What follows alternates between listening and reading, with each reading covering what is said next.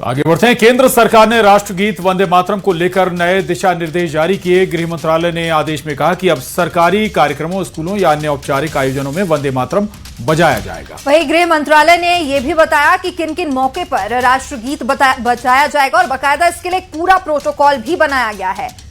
ये पहली बार है जब राष्ट्रगीत के गायन को लेकर डिटेल में प्रोटोकॉल जारी किए गए हैं। केंद्रीय गृह मंत्रालय ने आदेश दिया कि वंदे मातरम का 6 छंदों वाला 3 मिनट 10 सेकंड का पूरा संस्करण कई सरकारी कार्यक्रमों में बजाया या गाया जाएगा।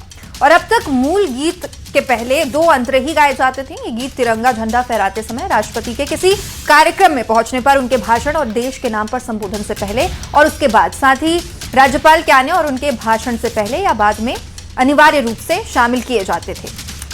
मंत्रालय ने यह भी कहा है कि यदि राष्ट्रगान और जन गण मन को एक साथ गाया या बजाया जाता है तो वंदे मातरम पहले बजाया जाएगा। और गायन या वादन के दौरान श्रोताओं को सावधान मुद्रा में खड़ा रहना होगा। मंत्रालय के नोट में उन कार्यक्रमों और स्थानों की सूची भी दी जाएगी जहां पर राष्ट्रगान बजाया जा सकता है, जिसमें स्कूलों की सभाएं भी शामिल हैं। और वहीं वंदे मातरम के नए दिशा निर्देशों को लेकर बीजेपी विधायक रामेश्वर शर्मा ने कहा कि आजादी के दौरान ही वंदे मातरम अनिवार्य हो जाना चाहिए था, लेकिन कांग्रेस ने जिन्ना के सामने घुटने टेककर अनिवार्यता खत्म कर दी। वंदे मातरम तो उस दिन ही अनिवार्य हो जाना चाहिए था जिस दिन वंदे मातरम की जयकारे लगाकर भारत का प्रत्येक नागरिक हिंदुस्तान की आजादी के लिए समर में कूद गया था और अंग्रेजों से कहा था कि तेरी गोलियों को मैं जितनी दम हो तो तू चलाकर देख ले, हमने सीने में जो दम है हम वंदे मातरम बोलकर दिखाएंगे और भारत माता की आजादी के लिए संघर्ष करेंगे। पर दुर्भाग्य की बात है कि कांग्रेस ने आजादी के समय वंदे मातरम गाया तो, पर वंदे मातरम की अनिवार्यता उस दिन इनने खत्म कर दी जिस दिन कांग्रेस ने जिन्ना के सामने घुटने टेके। ये जो बड़वारी की बातें करने वाली भाजपा, पहले ये तो बता दे, अभी 26 जनवरी गए कितने दिन हुए गणतंत्र दिवस? भाजपा के दफ्तर में वंदे मातरम गाया था क्या? वीडियो रखे हैं मेरे पास, बता दें वो कि क्यों नहीं गाया उन्होंने वंदे मातरम। वंदे मातरम गाना चाहिए, केवल नारे में गाना चाहिए, बयानों में गाना चाहिए। भाजपा क्यों नहीं गाते वंदे मातरम? हमारा तो कांग्रेस का हर कार्यक्रम, हर सम्मेलन वंदे मातरम से शुरू होता है, जनगण मन पे समाप्त होता है। बीजेपी बताए कि वो वंदे मातरम क्यों नहीं गाते और इसकी उन्हें सफाई देना चाहिए। खबर भोपाल से, जहां वंदे मातरम पर मंत्री का बड़ा बयान आया। स्कूल शिक्षा मंत्री राव उदय प्रताप सिंह का यह बड़ा बयान है। कहा कि हर संस्था, हर स्कूल में ये लागू होगा और मदरसों में भी लागू होने पर मंत्री भारत प्रजातंत्र कानून सभी के लिए, ये उन्होंने जरूरी बताया है। उन्होंने कहा कि जो राष्ट्र का नागरिक है वो राष्ट्र के कानून मानेगा, यानी राष्ट्रगान सभी, वंदे मातरम सभी जगह गाया जाएगा। कानून सभी के लिए एक है। जो अपेक्षा होगी, कोई भी कानून बनता है, कोई भी नियम, अधिकांश स्कूल स्वमेव इसका पालन करते हैं, अधिकांश संस्थाएं स्वमेव इसका पालन करती हैं। लेकिन मुझे लगता है जब ये कानून का रूप लेता है तो स्वाभाविक रूप से मैंडेटरी होगा, हर संस्था, हर स्कूल, हर संस्थान को इस पर क्रियान्वयन करना है। और ये मैं तो कहूँगा बहुत ही अच्छा निर्णय। कांग्रेस में सब कुछ ठीक चल रहा है, ये सवाल इसलिए है क्योंकि कांग्रेस विधायक आरिफ मसूद का जो बयान सामने आया वो ये बता रहा है कि आरिफ मसूद ने कांग्रेस नेताओं को 2 टूक बोल दिया है। उन्होंने कहा कि अगर अल्पसंख्यकों को साथ खड़े नहीं होंगे अल्पसंख्यक तो परमानेंट घर बैठा दिए जाओगे। कांग्रेस किसी गलतफहमी में ना रहे। और इसी बयान को लेकर मध्य प्रदेश में सियासी माहौल अब गर्मा गया है। बीजेपी ने कहा कि ये बयान कांग्रेस की तुष्टीकरण की राजनीति का नतीजा है। उधर कांग्रेस ने पलटवार करते हुए कहा कि अर्थ का अनर्थ किसी को भी नहीं निकालना चाहिए।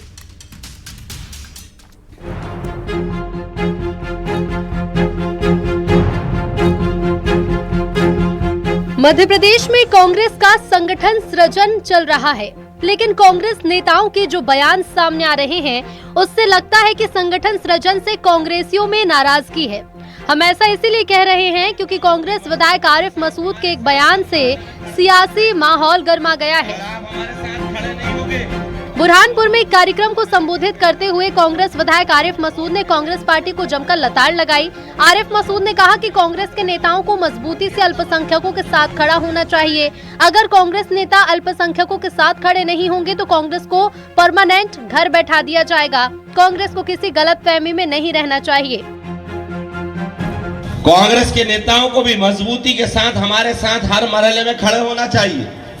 अगर आप हमारे साथ खड़े नहीं होंगे तो ये याद रख लेना कि जो अब के दौर की कांग्रेस है, इसमें अगर आज आप एक एक शख्स के साथ खड़े नहीं हुए तो कल आपको फिर परमानेंट हम घर बिठा देंगे, ये भी याद रख लेना।